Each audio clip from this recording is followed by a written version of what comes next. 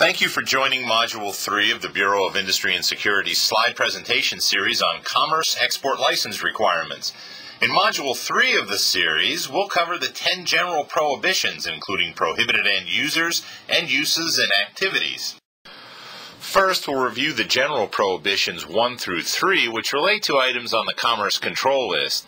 We'll then review the remaining prohibitions, which are focused on end user, the end use, and other activities. We'll also discuss useful definitions when considering these prohibitions. Part 736 of the EAR lists the 10 general prohibitions. These prohibitions describe certain exports, re-exports, and other conduct that are prohibited without a license, license exception, or determination that no license is required.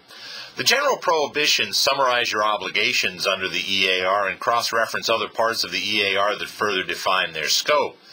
When we consider the general prohibitions, we look at prohibitions 1, 2, and 3 together, as they are limited by the parameters specified on the Commerce Control List in the country chart. General prohibitions 4 through 10 are prohibitions on certain activities that are not allowed without authorization from BIS. They are end user, end use, and conduct-focused requirements and apply to all items subject to the EAR, including EAR 99 items. When determining your license requirements in the flowchart, you first consider whether the item is classified by an ECCN on the Commerce Control List. If your item is classified under an ECCN on the Commerce Control List, General Prohibitions 1 through 3 may apply. General Prohibition 1 relates to exports and re-exports of items on the Commerce Control List. If there's an X in the box on the country chart for the reason for control of your ECCN to the destination, you must apply for a license unless a license exception is available. You may recall that this concept was covered in detail in Module 2. General Prohibition 2 relates to re-exports and exports from abroad of foreign-made items incorporating more than a certain amount of controlled U.S. content. If controlled U.S. content of a foreign origin item exceeds certain levels, a license may be required. General Prohibition 3 relates to re-exports and exports from abroad of foreign-produced direct product of U.S. technology and software, which may require a license to certain destinations. If you have a transaction involving General Prohibitions 2 or 3, please review our guidance on re-exports and other offshore transactions involving U.S. origin items, which is available on the BIS website and is also available in brochure form. Now let's take a closer look at the remaining prohibitions. These prohibitions create a license requirement based on the end user, end use, or other activity. Regardless of whether or not your item has an ECCN or is EAR 99, General Prohibitions 4 through 10 must be considered before proceeding with your export transaction. Here's a summary of General Prohibitions 4 through 10. We'll begin our discussion with General Prohibition 5, exports and re-exports to prohibited end users and end uses. Then we'll discuss General Prohibition 7, which relates to U.S. persons' support of proliferation activities.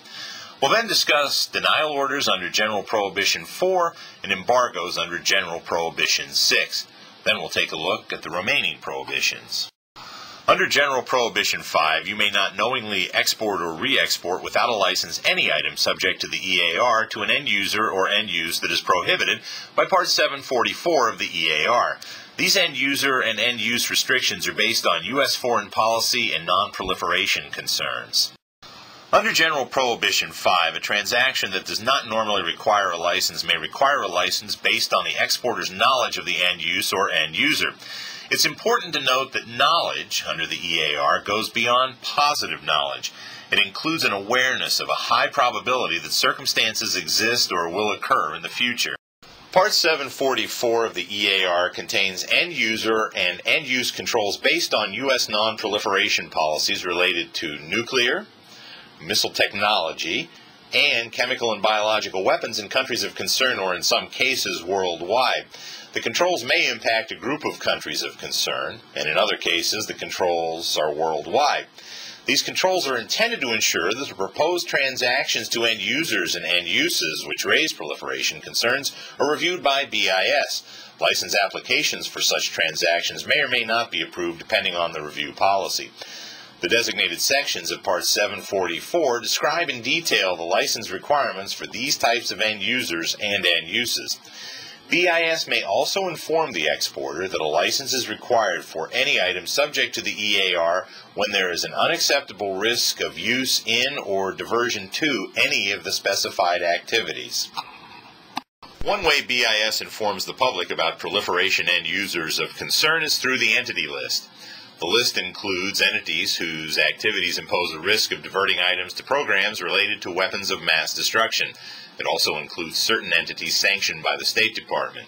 If a party to a transaction is on the entity list, a license may be required. The entity list specifies what license requirements may apply to each listed party.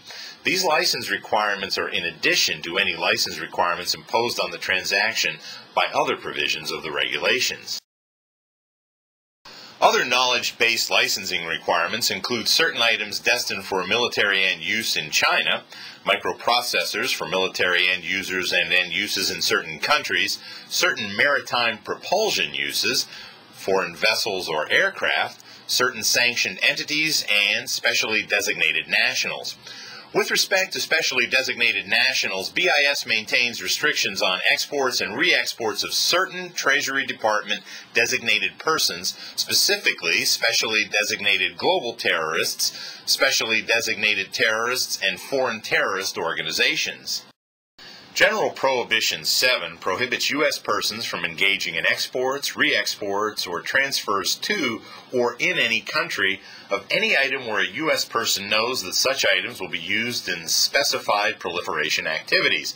General Prohibition 7 also prohibits U.S. persons from engaging in certain activities such as financing, contracting, service, support transportation, freight forwarding, or employment that will assist in specified proliferation activities. Keep in mind that such exports, re-exports, and activities extend to services as well as to foreign origin items. The item does not have to be subject to the EAR for these restrictions to apply to the U.S. person.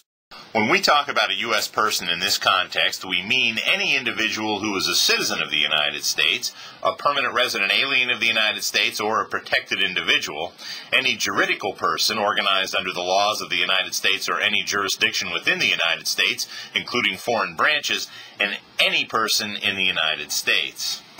General Prohibition 4 relates to denied persons. The denied persons list is a listing of parties that have been denied export privileges based on a denial order. Any dealings with a party on this list that would violate the terms of its denial order is a violation of the EAR. This includes dealing with a denied party in a transaction involving items subject to the EAR. BIS's Know Your Customer and Red Flag Guidance helps you identify and avoid situations that might violate the EAR.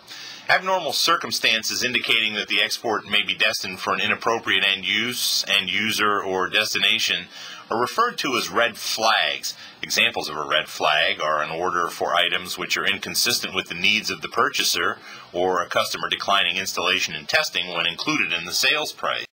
When red flags are raised, you have a duty to check out the suspicious circumstances and inquire about the end use, end user, or ultimate country of destination.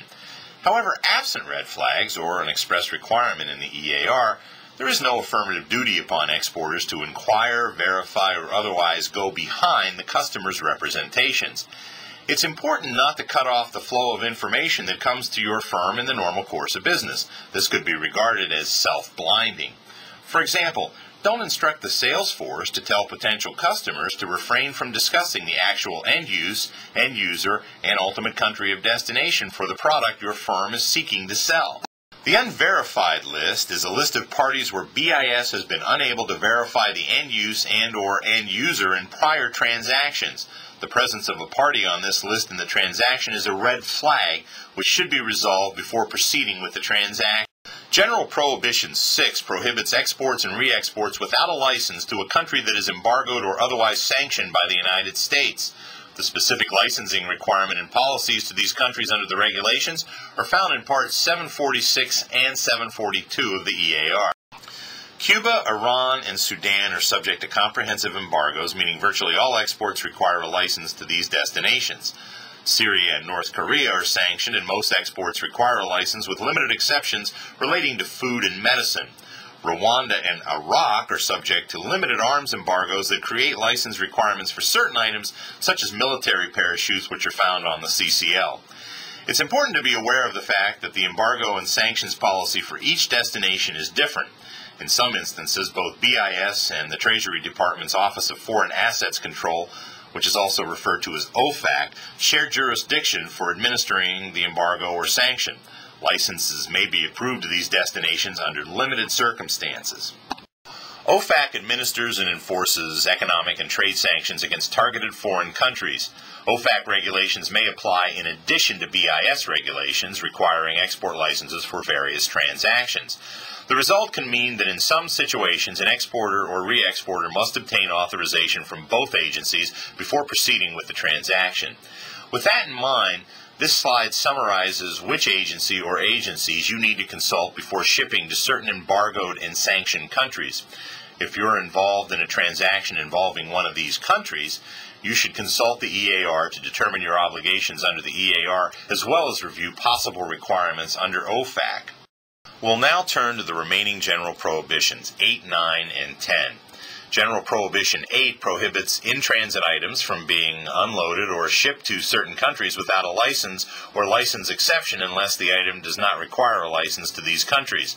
This general prohibition primarily affects shippers and operators of vessels or aircraft. General Prohibition 9 relates to orders, terms, and conditions applicable to an export transaction. You may not violate a term, order, or condition under the EAR. Terms and conditions are frequently contained in licenses and license exceptions. Certain general and administrative orders may be found in Part 736 of the EAR. For example, General Order 2 implements the sanctions related to exports and re-exports to Syria. Under General Prohibition 10, you may not proceed with a transaction with knowledge that a violation has occurred or is about to occur or is intended to occur in connection with an item subject to the EAR. This general prohibition is very broad. It relates to exports, re-exports, as well as activities such as transferring, financing, ordering, transporting, and forwarding. It relates to any item that is subject to the EAR, and it relates to the Export Administration Act, any order, license exception, or other organization. In Module 3, we discussed a number of lists which may apply to your transaction or activities. Some of these lists are maintained by BIS and others by other federal agencies. BIS provides links to these various lists from its homepage under the link Lists to Check. We also offer an email notification service for updates to those lists which are maintained by BIS. You may sign up for the notification service from the BIS homepage. In Module 3, we took a closer look at the general prohibitions in the EAR.